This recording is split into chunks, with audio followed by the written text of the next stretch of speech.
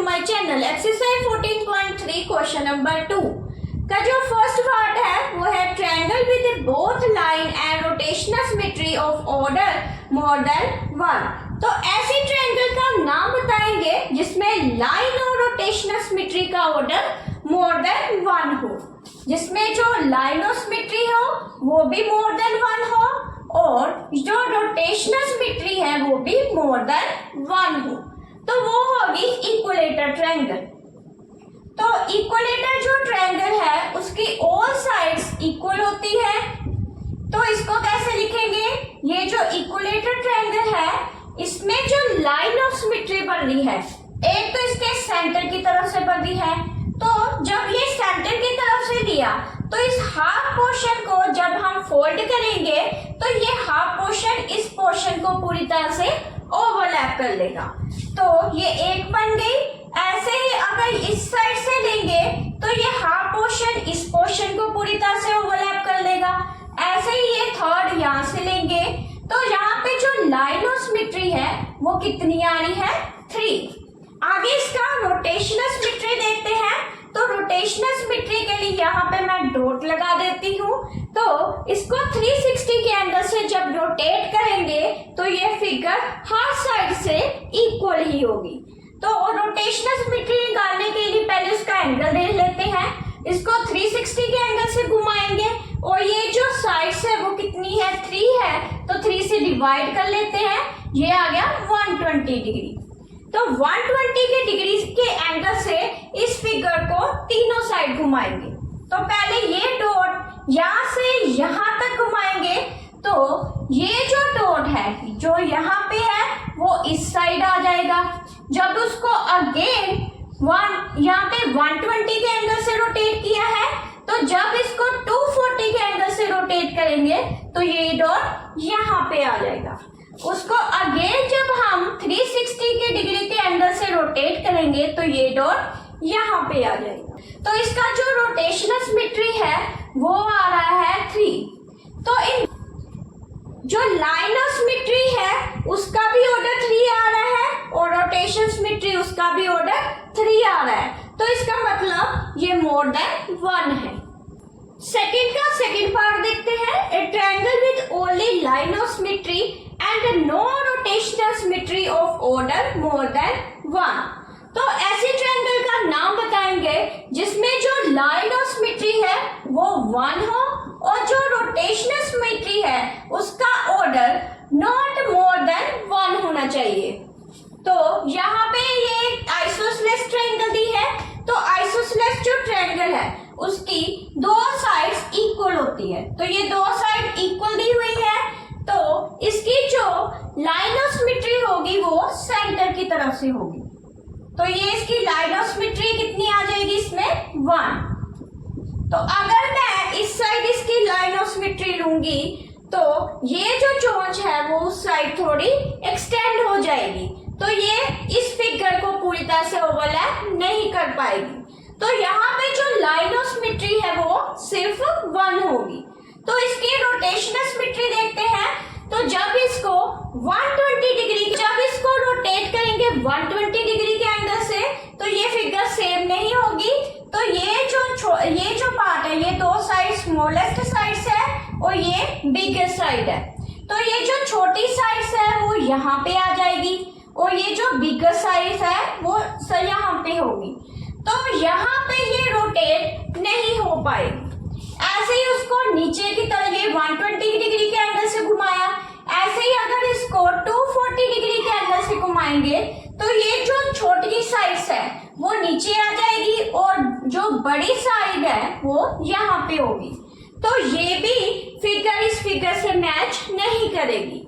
तो अगर इसको 360 के एंगल से घुमाएंगे तो यही फिगर बन जाएगी। ये स्मॉलर साइड यहाँ पे आ जाएंगी और बिगर साइड नीचे आ जाएगी। तो ये एक ही इसकी रोटेशनल सिमेट्री पॉसिबल है वो है 360 के एंगल पे। तो यहाँ पे जो रोटेशनल सिमेट्री होगी वो कितनी होगी? 1। सेकंड का थर्ड पार्ट देखते हैं। Quadrilateral with rotational symmetry of order more than 1 but not a line of symmetry. तो ऐसी क्वाड्रिलेटर की शेप बताएंगे जिसकी जो रोटेशन यहाँ पे लाइन ऑफ सिमेट्री ना हो। तो उसकी जो एग्जांपल होगी वो है पैरेललोग्राम। तो पैरेललोग्राम की जो लाइन ऑफ सिमेट्री है वो कोई भी नहीं होगी। अगर मैं यहाँ से लेती हूँ लाइन ऑफ सिमेट्री, जब मैं इस हाफ पोर्शन को इस पे फोल्ड करूंगी तो ये इसको पूरी तरह से ओवरलैप नहीं करेगा, क्योंकि ये जो चोंच है यहाँ ये कॉर्नर पार्ट है वो इस साइड बड़ा हो जाएगा। अगर मैं इसको नीचे की तरफ ऐसे लाइन ऑफ सिमेट्री लूंगी तो ये जो पार्ट है कॉर्नर पार्ट वो यहाँ नीचे जाके फोल्ड करने पे बड़ा हो जाएगा। तो यहाँ पे लाइन ऑफ सिमेट्री पॉसिबल ही नहीं है। तो यहाँ पे लिख देंगे नो लाइन ऑफ सिमेट्री। तो इसकी रोटेशनल सिमेट्री देखते हैं। तो रोटेशनल का मतलब होता है इसको 360 के एंगल से रोटेट करेंगे। तो कौन सा एंगल पहले करेंगे? पहले 360 लिख लेते हैं। ये कॉर्नर इसके टोटल 4 साइड्स हैं, तो 4 से डिवाइड कर देंगे, ये 90 डिग्री आ जाएगा। जब इसको 90 डिग्री के एंगल से रोटेट करेंगे तो ये फिगर कुछ इस तरह से आ जाएगी। तो यहाँ पे अगर जो डॉट दिया हुआ है वो दूसरी साइड यहाँ पे आ जाएगा। अगर इसको अगेन हम रोटेट करेंगे 180 के एंगल से तो ये फिगर कुछ सेम इसी की तरह हो जाएगी। अगर इसको अगेन 270 के एंगल से रोटेट करेंगे तो ये फिगर ऐसे आ जाएगी। अगर इसको अगेन 360 के एंगल से रोटेट करेंगे तो ये सेम हो जाएगी। तो यहाँ पे दो जो फिगर्स है, यहाँ पे जो 180 और 360 के एंगल पे ये जो फिगर है वो सेम आ रही है। यहाँ पे 90 डिग्री से रोटेट किया था 180 डिग्री के, और यहाँ पे 270 और ये 360 के एंगल पे। तो यहाँ पे दो जगह जो फिगर है वो सेम आ रही है। तो इसका जो रोटेशनल सिमेट्री है वो कितना हो जाएगा? 2। तो जो रोटेशनल सिमेट्री उसने बोला था मोर देन 1, तो हमारा कितना निकल आया? 2। तो यहाँ पे जो एग्जांपल आएगी वो है पैरेललोग्राम। पार्ट देखते हैं। ए quadrilateral with A line symmetry but not a rotational symmetry of order more than 1।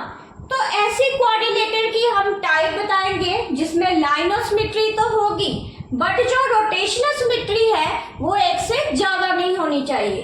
तो वो आ जाएगी एग्जांपल रोम्बस की।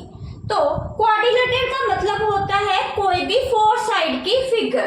तो उसमें हम ले लेंगे रोम्बस। तो यहाँ पे जो इसकी लाइन ऑफ सिमेट्री है वो सेंटर की तरफ से होगी, यहाँ से यहाँ तक। अगर मैं इसको फोल्ड करती हूँ तो ये हाफ पोर्शन इस हाफ पोर्शन को पूरी तरह से ओवरलैप कर लेगा। अगर मैं सोचूं कि यहाँ से लाइन ऑफ सिमेट्री खींचते हैं तो ये जो स्मॉलेस्ट जो 2 साइड्स है वो यहाँ इसको पूरी तरह से ओवरलैप नहीं कर पाएगी। तो यहाँ जो लाइन ऑफ सिमेट्री है वो कितनी बन रही है? 1। तो इसकी रोटेशनल सिमेट्री देखते हैं। तो रोटेशनल सिमेट्री, तो इसको 90 डिग्री के एंगल से रोटेट करेंगे। जब ये फिगर इस साइड रोटेट होगी तो ये जो 2 छोटी साइड यहाँ पे आ जाएगी, ये बड़ी साइड यहाँ पे होगी। तो अगर इसको 180 के एंगल से रोटेट करेंगे तो ये 2 छोटी साइड यहाँ पे आ जाएगी, ये बड़ी साइड इस साइड आ जाएगी। तो ये दोनों ये 90 डिग्री से एंगल से जो रोटेट किया ये इसके साथ मैच नहीं कर रही है। ऐसे 180 के एंगल से किया तो ये भी नहीं कर रहा मैच। अब इसको 270 डिग्री से एंगल से रोटेट करेंगे तो ये जो स्मॉलेस्ट साइड है वो इस साइड आ जाएगी। तो जब इसको रोटेट किया तो ये ऐसे कुछ बन जाएगा 270 डिग्री के एंगल से। तो ये भी इसके साथ मैच नहीं हो रही। इसको अगेन 360 के एंगल से रोटेट करेंगे तो ये इस साइड ऐसे कुछ नजर आएगा। तो ये एग्जैक्ट इसी की साइज की बन गई है। तो इसका मतलब यहाँ पे जो रोटेशनल सिमेट्री है वो इन चारों में से यहाँ पे जो फिगर है वो सेम आ रही है, तो रोटेशनल सिमेट्री हो जाएगा 1। तो यहाँ इसने यही बोला था कि इसकी लाइन ऑफ सिमेट्री तो होनी चाहिए बट जो रोटेशनल सिमेट्री है वो एक से ज्यादा नहीं होनी चाहिए। तो यहाँ कितनी आ रही है? 1।